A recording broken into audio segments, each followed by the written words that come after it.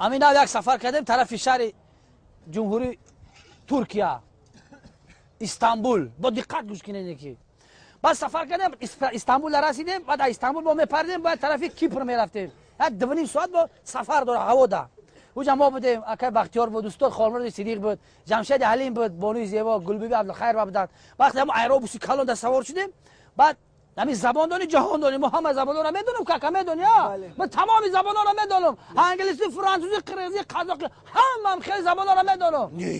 همین زبان رو میدونم. یه مرد تمام خیلی زبان رو میدونم. گپ زدن میتونی نه اکا میدونم که خیلی زبان ها وجود دارن. این خیلی گپ زدن نمیتونم اکا.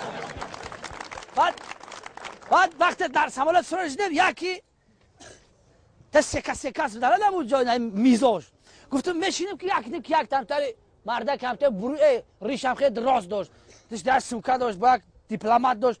بعد گفت که میستر گفت مقصد که همین جای ما گفتم تایکم.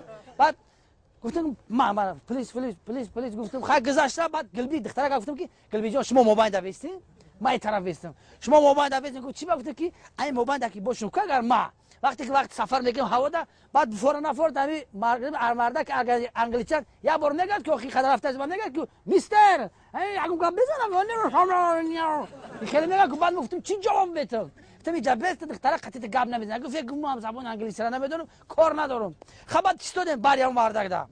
بعد همین هوا دا پاری غرسی سمالات ده.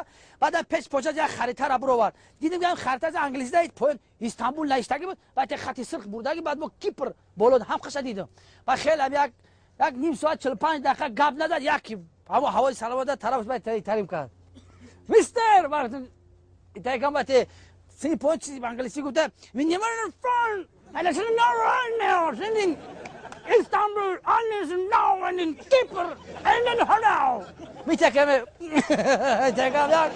جوابش ندادم. هم خیلی شومش دیدم که همین چی آدم اقامتی تو چی میدونی که میخونیم با زبان تاجیکی بازور گپ بزنم. بعد با قصفر که با پرید با طرف مقطعی گفت میستر گفت نه با هم خیلی گپ زد. من دیگه اوش نکم.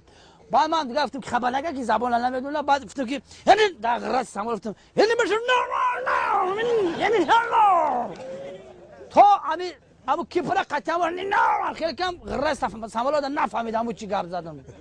بعد پس یک جای یک تاریخی در تماشا رفتیم یک کمون را دیدم با یکی دیدم ایدن میرم برو من در همین جای خانه تاریخی ده یک جا رفتیم تماشا یک قلعه ده یک دید تره میستر کشم شدید میستر ها ما گفتیم ها استای تقا گرفتم.